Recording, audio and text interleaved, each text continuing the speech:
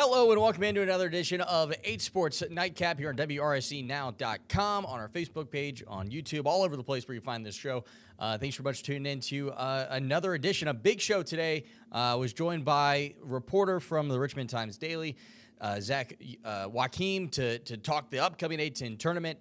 And, of course, all of the drama, I don't know if it's drama per se, but all the conversation about Ryan Odom and if he'll leave VCU, the schools that are interested in hiring him. And then, of course, we talk A10 awards as Max Shulga, VCU's guard, won Player of the Year, becomes the third VCU player since 2021 to win the award. And so we kind of dive into everything from the upcoming A10 tournament, some teams to look out for, a bunch of Ryan Odom talk, and then, of course, Max Shulga as well. Busy week in the world of sports here at 8Sports. State championships begin this week as both the John Marshall boys and girls will play for a Class 2 title on Thursday. And then on Friday, we have the premier matchup of the week as Atlee and Varina will face off for the Class 4 state championship at 8 o'clock at the Siegel Center. And then on Saturday, we'll have the busy day with Manchester playing for a Class 6 girls state championship, and then Hopewell playing for a Class 3 state championship on Saturday as well. So on top of all of the A10 basketball we have this week, Richmond, their tournament begins tomorrow with the first game of the day. We have the state championships throughout the week, and then Saturday would be the A10 quarterfinal, or rather semifinals, and then Sunday would be the A10 championship. If VCU or Richmond can go on a run, we'll just kind of have to wait and see, and we'll have you covered right here on 8Sports. So before we get into last week's stuff, which was, of course, Richmond falling in the A10 girls semifinal over at the Henrico Sports and Event Center, let's bring in reporter for Richmond Times-Daily, Zach Joachim, as we preview this upcoming A10 tournament that tips off tomorrow. Writer Zach Joachim, thanks so much for taking the time to sit down, and we got a lot to talk about, right? A lot's going on around A10 basketball right now. Obviously, if you follow VCU basketball or A10 basketball for that matter, you probably know who Zach is. He's been on the sidelines all season long and does a great job with the RTD. Thanks so much for taking the time to chat today. Nolan, it's an honor to be on, my friend. Thank you for having me. Kind of talk March Madness a little bit, right? We're all so excited for the tournament. It's conference championship week. It's been such a long season, and it's been so much fun for me. I know you're relatively new to the beat, but it was my first season covering VCU this year, and it's just been so much fun to be a part of it and kind of see it culminate with VCU winning a regular season title, and now on the cusp of the NCAA tournament. It's been a lot of fun. I mean, I've been quite impressed with the basketball here. It felt like the madness started on Friday, didn't it? With that Dayton ending. That was wild, man. We had some March Madness in the Siegel Center with VCU trailing by, I think, what did it get to? 8, yeah. I think, with about a minute to go. And then VCU gets a couple of steals in the backcourt and cuts it down to all the way to 1 there in the latter stages. And you get the Max Shulga, what looked like a 3. His foot was on the line, so it ended up being a 2. And then the heave right at the buzzer at the top of the key. An outstanding college basketball game. Obviously, VCU fans were disappointed with the result. Yep. And then did you see much of the A10 women's tournament? I know that's a bit of an aside. 17-1 in a league that I think 17-1 in a today by Richmond Times-Dispatch writer Zach Joachim, thanks so much for taking the time to sit down, and we got a lot to talk about, right? A lot's going on around A10 basketball right now. Obviously, if you follow VCU basketball or A10 basketball for that matter, you probably know who Zach is. He's been on the sidelines all season long and does a great job with the RTD. Thanks so much for taking the time to chat today. Nolan, it's an honor to be on, my friend. Thank you for having me. Kind of talk March Madness a little bit, right? We're all so excited for the tournament. It's conference championship week. It's been such a long season, and it's been so much fun for me. I know you're relatively new to the beat, but it was my first season covering VCU this year, and it's just been so much fun to be a part of it and kind of see it culminate with VCU winning a regular season title, and now on the cusp of the NCAA tournament. It's been a lot of fun. I mean, I've been quite impressed with the basketball here. It felt like the madness started on Friday, didn't it? With that Dayton ending. That was wild, man. We had some March Madness in the Siegel Center with VCU trailing by, I think, what did it get to? 8, yeah. I think, with about a minute to go. And then VCU gets a couple of steals in the backcourt and cuts it down to all the way to 1 there in the latter stages. And you get the Max Shulga, what looked like a 3. his foot was on the line, so it ended up being a 2. And then the heave right at the buzzer at the top of the key. An outstanding college basketball game. Obviously, VCU fans were disappointed with the result. Yep. And then did you see much of the A10 women's tournament? I know that's a bit of an aside, but wild ending on Saturday with Richmond and St. Joseph's as well, with Laura Ziegler's game winner there late. So between those two games, I was mentally and emotionally exhausted after the weekend, but I was also primed for a lot more great college basketball this month, because it's going to be a lot of fun. So everyone, I think, from a VCU perspective, wants to know what is their NCAA tournament standing right now, right? Because that's kind of the accomplishment that you measure this program by, right? If VCU makes the NCAA tournament, it's a successful season.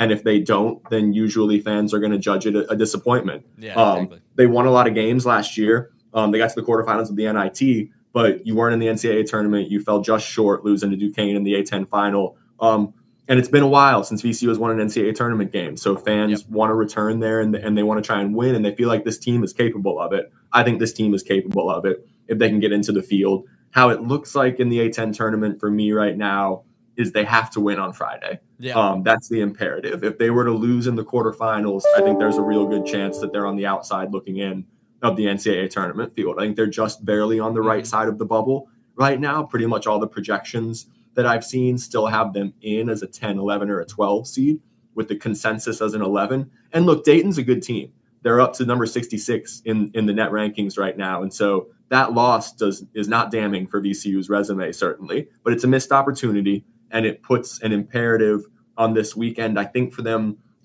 they probably need to get to the final on Sunday to feel guaranteed safe. If they were to get to the final and lose, I think they're an at-large team. Obviously, you win the A10 tournament, you get the automatic qualifier. If they get to Saturday and lose in the semis, then I think they're like 60-40 in. But Ram Nation's going to be sweating on Selection Sunday, and if they lose Friday, they could well be out. Yeah, if they I like where we brought this conversation, because obviously the NCAA tournament on the forefront of everyone's mind.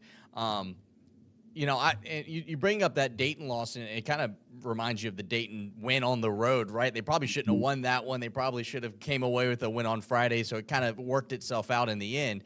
But currently, if they lose on Friday, I think you do got to feel nervous. Last week, I was on here talking about how wouldn't be the end of the world, if they lose a game or two, because they probably get away from that 8-9 seed. And I don't think they have to worry about that anymore. But if they were in a situation of, they would have beaten Dayton and then, won a tournament run, I didn't think it was the worst thing in the world if they lose a game and get a little rest. But now I think they're in a situation where they do have to win, right? They have to come away with a win on Friday. If they lose, I think you still can make an argument that they absolutely deserve to be in, and it would be just a heartbreaking end to what's been such an incredible season for VCU and VCU fans. But I think you're exactly right. I think I agree with you completely that if they should feel pretty safe if they do win on Friday, and then you kind of get into the situation of not wanting to play in Dayton in one of those first 4 games. But those first 4 games have been successful for VCU in the past. So I was gonna say I'm up for that. I got the opportunity to go to UD Arena this season, and it's an outstanding venue. Obviously a historic site for college basketball. That was an awesome game. Their fans are fantastic.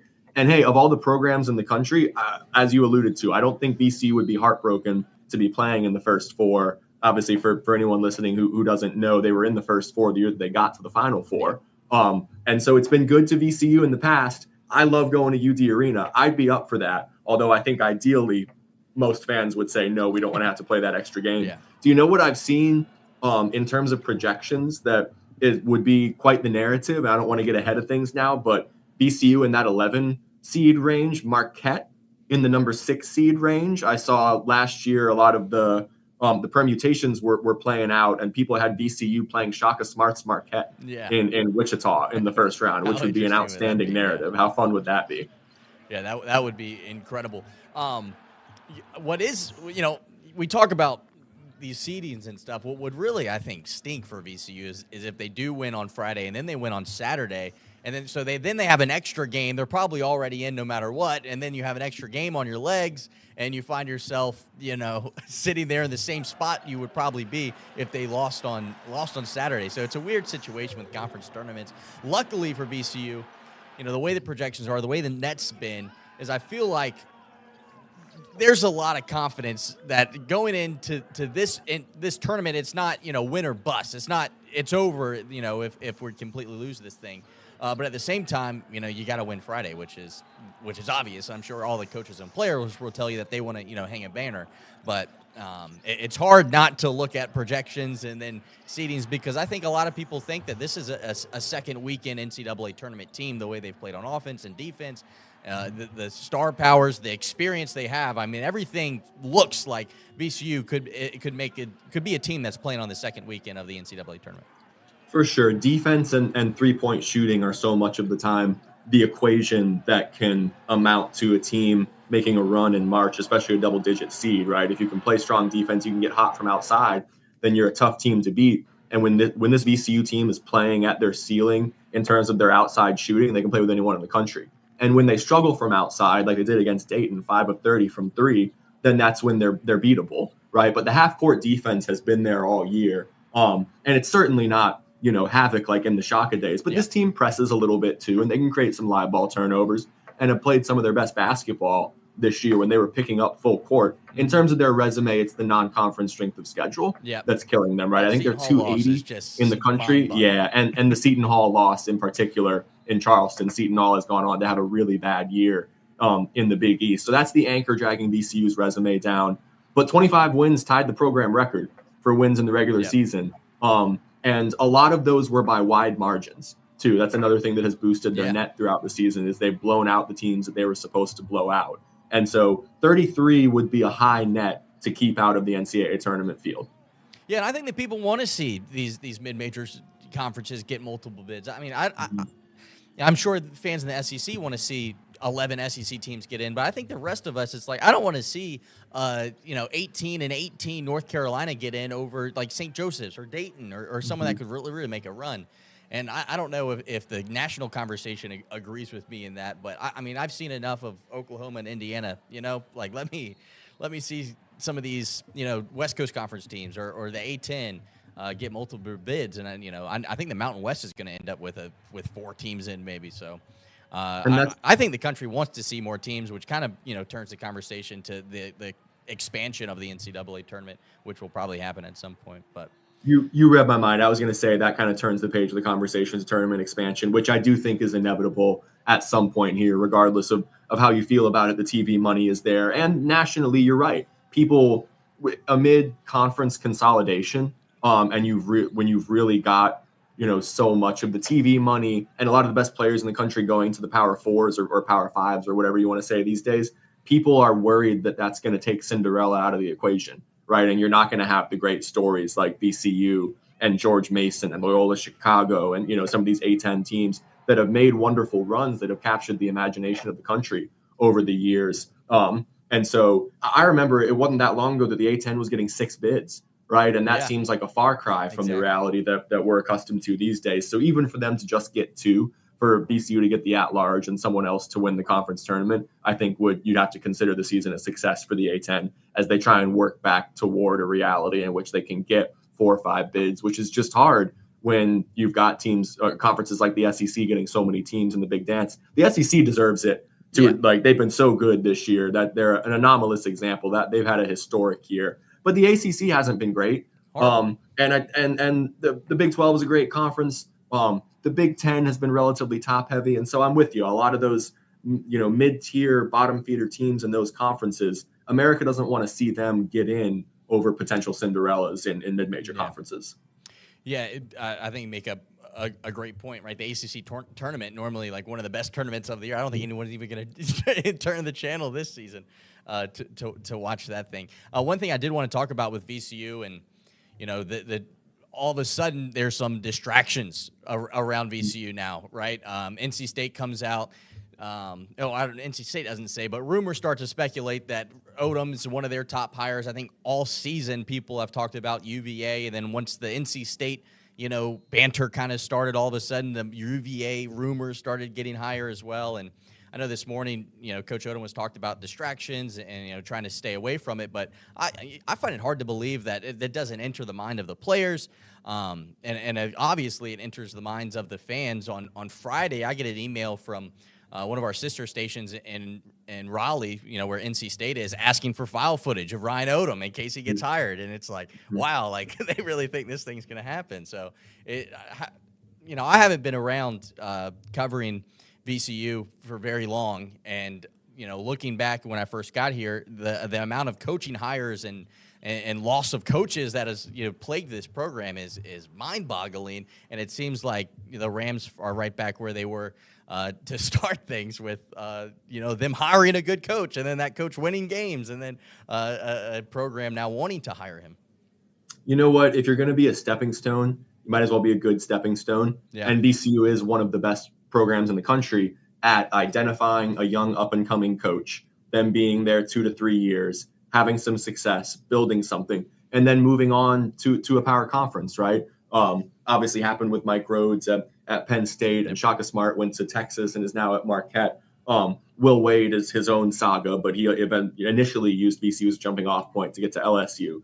And so VCU is able to attract that next up-and-coming great coach, and there's some names out there that we won't get into. I don't want to jump too far ahead, but there's a few guys I think that people are already starting to talk about as who could be the next VCU coach if Ryan were to leave. And he was only at Utah State for 2 years. Ryan Odom grew up around ACC basketball. His dad was an assistant at UVA and the coach at Wake Forest for a long time. And so I don't think – and Ryan has never given the rhetoric that Mike gave that I think Mike believed early on in his tenure about I'm going to be here for the long haul and this is home to me. And things changed with Mike Rhodes, but Ryan Odom has never talked that way. And I think that everyone since the beginning has known that if he had success here a few years, that he was going to probably take an ACC job or the next power conference job that opened up. I know some people had talked about Villanova as well, but it really looks like NC State and UVA are the front runners right now. And I want to shout out Noah Fleischman, who's a good friend of mine, writes for the Wolfpacker of On3, covers NC State. He's a VCU alum. And Jerry Ratcliffe, who has been covering UVA for a long time. Those are the two guys yesterday that really broke. Odom had been linked with those two jobs before, but they're both saying right now that he is the front runner and that he's leapfrogged above other candidates for those two jobs. And it seems right now that NC State and UVA are going back and forth in kind of a bidding war for Odom and trying to show him the resources they can put into their basketball programs and what the vision is. And when that sort of, Shaka Smart was in the conversation for UVA for a little bit, and that got shut down. And all indications are that Shaka said, I'm happy where I'm at Marquette. And usually when those, the rumors start to swirl, if they don't get initially shut down because the coach said, I'm good or no, thank you, then it's because the coach is fielding offers. Yeah. And so all indications are that Odom is entertaining interest from both of these programs right now. And if he leaves, I think all VCU fans, I don't think there's going to be a whole lot of animosity. I think everybody's going to wish him the best and thank him for what he's accomplished at VCU in these couple seasons. Yeah, it's been impressive what he's been able to do in such a short amount of time. I know he did it at Utah State as well. What I'm interested in seeing is if the future looks brighter in terms of retaining coaches and players for that matter with, the House settlement and VCU, throwing out some crazy numbers, what they might be able to pay their players. And if that maybe makes VCU, a team that it's easier to maintain a head coaching position, because it seems like they're going to be at the top of the echelon in terms of all of college basketball with them not having a football program and the amount of money that's around the program. So it's hard to ignore it, especially with the end of the season right here on the horizon. But I think it makes for great dialect at least. It's certainly an opportunity for basketball-centric schools. I saw Davidson the other day, right? Steph Curry is going to come be an assistant to the general manager there, and they're starting what they said is an 8-figure fund for the men's and women's college basketball program. So if Davidson can put that kind of money into it, they're going to take a huge step forward. And schools like that, schools like Davidson and VCU, Dayton too, who has a football team but isn't going to put anywhere near the resources they do into. I think it's a non-scholarship football program too, so they're obviously going to put all of their resources into men's basketball. I think there's certainly an opportunity for those sort of schools to get an advantage here in terms of revenue sharing with the SEC and the Big Ten and the ACC, with a lot of those resources being diverted to football. And so Odom is an interesting case study right now, right, where you've got UVA and NC State that are obviously going to put some resources into football. I don't know what that disparity looks like, because I think both of those are generally seen more as basketball schools, right, than they are football schools. So I don't know what that balance looks like. But it's fascinating because he's certainly weighing that right now about what sort of revenue sharing do I believe VCU is going to get? What kind of roster can I put together next year? And how does that compare to NC State and UVA? And to the point that you made earlier about players and distractions right now, I think VCU has an advantage in the short term because they have 5 graduate players, right? And that's their core. And for Zeb Jackson, Max Shulga, Joe Bamaseal, Jack Clark, and Philip Russell, it doesn't really matter where Ryan Odom's going to be next year because this is their last hurrah, right? And so those guys are locked in on the task at hand. Where the concern more is for Luke Van Boye and Brandon Jennings and Terrence Hill, who are probably thinking right now and might even be having those conversations with Odom about, hey, coach, are you leaving? And they're weighing their options about, do I want to go with him to where he's going and what the NIL opportunities might look like at NC State and UVA compared to VCU. Yeah, I think that's what was so exciting coming into this season, that they got everybody back, right? And they brought in some talent as well. One of the guys they got back, of course, was today named the A10 Player of the Year, third VCU Ram to be named it since 2021. And I did want to give him a shout out and kind of, show some love to the Ukraine guy. He got a great showing on this past Friday with people supporting him with Ukraine flags. And it was pretty special to see the Ram faithful and Richmond kind of take this guy under their wing. I know he's only been here for 2 years, but it seems like, he bleeds gold and black, and it's been fun to cover him. And what a great accomplishment and honor to get that today. And he's become incredibly close with the Odom family, who's Ryan's son plays at Collegiate with Chris Mooney's son, actually, Owen Odom and Danny Mooney. And Max has come to a couple of their games this year. That was a super cool story. And the Spiders team has come out to some collegiate games as well. But point being, Max has gotten super close with Ryan Odom and his family because they've had a 4-year relationship, right, over the course of Max's college basketball career. And that's so rare in today's day and age. Even though there's a transfer in there for Shulga, he switched schools with his coach. And so they've really had more of that conventional full, college journey relationship that's so rare these days. And Max's family has lived in a war zone for so much of that time. And so I talked to him about it last year. He's able to communicate with them a great deal and able to check in on them and make sure everything is okay. But the in-person contact has obviously been largely non-existent because he's a Kyiv native and his family is still around the city. And so for him to be dealing with all that over these last few years, I think his basketball family has meant a great deal to him. And it makes what he's done on the court last year and this year all the more impressive. Last year, he was dealing with a sports hernia throughout the season, and he was such a great scorer for that team. But when he went through the NBA draft process a little bit this last year, he went and did a workout with the Spurs. And I think the general narrative from scouts was just trying to work on his all-around game, become a better defender, become a better rebounder. And so between that message and him getting healthy this year, the scoring has still been there like it was last year, but he's done everything else at an elite level for this team. I think on the Bart Torvik ratings, he was the highest rated college basketball player in the country in the month of February. So he's been nationally elite. He's third in the A10 in steals. He's done it on both ends of the floor. And with everything that he's been through, it's been a joy to watch him be able to succeed like he has this year. Yeah, it's been a blast, and I think it's part of the reason that VCU has found themselves, or a large part of the reason that they're the top seed come A10 tournament. Before I let you go, would like to kind of talk about the field a little bit as the tournament tips off tomorrow.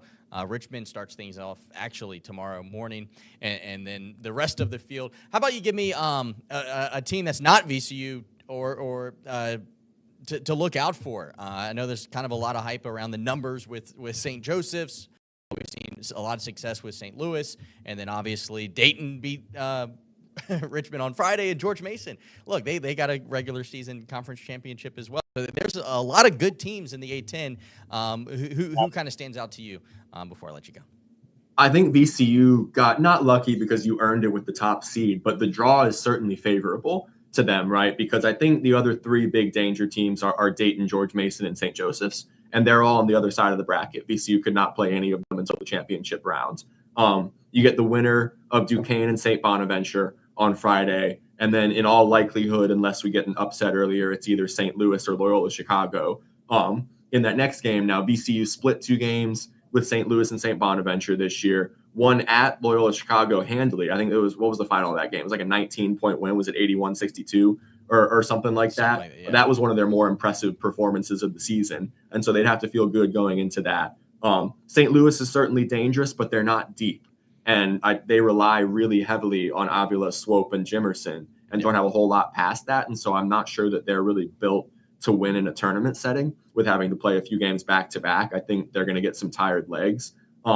And then between Duquesne and Bonaventure, I know it sounds crazy because Bonaventure's been a thorn in VCU's side over recent years, but I think you'd rather have Bonaventure because Duquesne is playing good basketball right now. VCU beat them by 9 in Pittsburgh, but Duquesne gave them a fight for anyone who watched that game. And I just think they're the hotter team right now. So I'd expect them to beat Bonaventure and for that to be the opponent on Friday. But I think VCU would rather get Bonaventure, even though Mark Schmidt is an outstanding coach. Melvin Council Jr. is an outstanding player, and VCU lost to them earlier this year. I think that just in terms of recent form is the better opponent, and then VCU will be decidedly favored against either St. Louis or Loyola Chicago on Saturday before getting a strong opponent in the final if they can get there.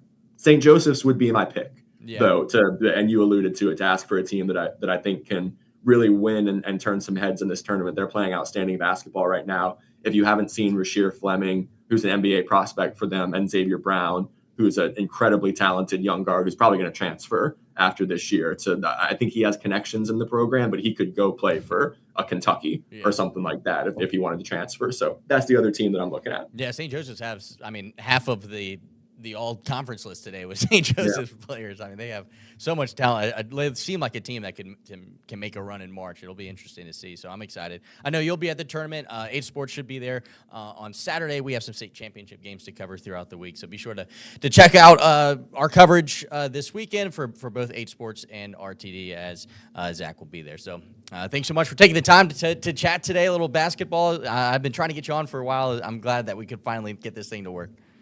Nolan, you rock, my friend. Thank you so much for having me on. Appreciate everything you do. Perfect. Thanks, Zach. All right, thanks so much for Zach for sitting down with us, talking a little A10 basketball. A lot to take in there in terms of this upcoming week, but it's a huge week in terms of if VCU can make the NCAA tournament. I think me and Zach were kind of on the same page that if they win on Friday, they're pretty much a lock. Whether or not they have to play a play-in, get-in game or first round game, or what do they call it now, first 4 game in Dayton, that would probably be what happens. If they win on Friday and Saturday, basically a lock. And then if they win the A10 tournament outright, can't speak after listening to all of that. They'd probably be an 8 or 9 seed. So a lot to talk about in terms of this upcoming week and what to look forward to. We won't talk any much more of that because obviously we just kind of hit on that. But I would like to talk a little A10 women's basketball because this past week the A10 took over the Henrico Sports and Events Center. Second season now or second year I should say, that the A10 tournament has brought its tournament to the Henrico Sports and Events Center. Obviously, it used to be played at Richmond Coliseum back in the day, and it's back in Richmond. And from everything I can tell from what the A10 commissioner says, what the conference says, what the folks over at the Henrico Sports and Events Center says, they like it here. They want to keep it right here in Richmond. Obviously, VCU and Richmond are right here around the area. With all those hotels right around the Henrico Sports and Events Center. They're building more right there as well. It should be a good setup for the future, and I wouldn't be surprised if it stays here for a while. In terms of the play that happened, we saw some awesome games. VCU, they went wire to wire in their matchup in the A10 tournament before losing in their first round. Richmond got a dramatic win on Friday against Duquesne, which set up this matchup, which you're watching, against St. Joseph's. With 4 seconds left, Maggie Dukin hit that shot, which looked like a game winner, but this would be the game winner at the buzzer. St. Joseph's ends Richmond's season, or I should say tournament run, as they fall in the semifinals to St. Joseph's. Richmond now kind of sits in a situation of, will they get into the tournament? They're no longer the automatic qualifier. If they had won the A10 tournament, I think there was a good shot that they might have been able to host as an 8 seed. But with that loss, looks like they're on the outside in terms of hosting, being a higher seed. Now it's looked like there will be a 10 or 11 seed come Selection Sunday this Sunday. I'll be absolutely shocked if Richmond does not make the NCAA tournament. But for the first time since 2005, Richmond finds themselves in a situation of maybe being an at-large team. Obviously, head coach Aaron Roussel would have liked to have been in this situation of where they win the A10 tournament and they punch their ticket to the NCAA tournament for the second year in a row. But now they kind of have to wait and see if the NCAA selection committee thinks that they are deserving of a spot. And I think they would be a fool to not put them in. And this is what head coach Aaron Roussel had to say following the loss to St. Joseph's last Saturday about whether or not he thinks that his Richmond Spiders should get into the NCAA tournament or not. He went 17-1 in a league that I think was pretty darn good this year. You know, there's 3 teams still playing right now that could make some noise. We played George Mason. I remember leaving that gym that night. Good God, George Mason can win some games in the tournament. St. Joe's can win some games in the tournament. You know, I think we're more than a viable candidate to be in there. I wish we could have played a few of those other teams that are on the bubble too and settled that on the court. But I like our team. I think what we did in the offseason, what our administration supported us to do as a mid-major team, I literally don't know what else we could have done. But I'd like to think that our chances are good. I know this is a group that expects to be there, and I don't think there's a lot of people out there that are lining up to play us. All right, we're joined. So there you have it. That's doesn't know what else they could have done to get in, and I agree with them. I think they will get in. We talked about this last week, that I think that for both Richmond women's basketball and VCU's men's basketball, that a loss between now and the A10 championship for either the women or the men wasn't going to be the end of the world, because in the long run, it probably helps in terms of their seeding and their matchups in terms of who they would play to try to get to the second weekend of the NCAA tournament. I stand by that. Obviously, the Richmond women would have liked to have hosted another trophy. That was their goal all season long. They preached that over and over again, but they probably won't have to face off against a 1 seed, which on the women's side of things is even more detrimental, as you have to face off against a team like South Carolina, who is leaps and bounds better than most of the teams in all of college basketball. In terms of the men's side of things, I don't think Richmond was, or rather VCU was expecting to lose to Dayton. And if they lose on Friday, they will be scared come Sunday about whether or not they get into the NCAA tournament. I think they would still get in for that matter. But if they win on this upcoming Friday, they should be a lock to make the tournament. Whether or not they'll play in a first 4 game or not, that's up to be said. But 11th or 12th seed looks like what's going to happen for VCU, and that kind of sets them out better to where they won't have to play, a 1 seed in the second round if they do win a first round game. And as I've said all year long, this Richmond women's basketball team and this VCU men's basketball team, their second weekend teams, both of them know how to score in multiple ways, and both of them can create turnovers, which is, I think, how you can make a run in these tournament-type fields. Speaking of tournaments, before we go, right now, as we speak, the Virginia Tech Hokies are in action against California in double overtime. The Hokies took a 1-point lead late in regulation, and then they took a lead late in overtime, and here in the second overtime, looks like California is going to come away with the win with 1:43 remaining. The Hokies trail by 8, so not looking great for Virginia Tech. We'll have the highlights and the Final for you coming up tonight at 11 o'clock, as anytime you have a team going to double overtime, it's a big deal, but anytime that it's the last game of the season for either team, it's an even bigger deal. So big things happening at the ACC tournament this week. And, of course, UVA's first game is for tomorrow, and the Richmond Spiders men's basketball team, they play tomorrow as well, as they'll get the day started against the Davidson Wildcats at 11:30. First game of the A10 tournament tomorrow in D.C. at Capital One Arena. Of course, 8Sports, we will be there. I mentioned it earlier with Zach on Saturday if VCU wins on Friday, of course, and then we'll be on Sunday if they win on Saturday. So looking forward to going to Capital One Arena and seeing my first A10 tournament live. I can't wait for it. But thanks so much for tuning in to this week's edition of 8Sports Nightcap. It's been a long show. It's been a good one. But until next time, we'll see you right here on WRCNow.com. Good night, everybody. We'll see you tonight at 11 o'clock.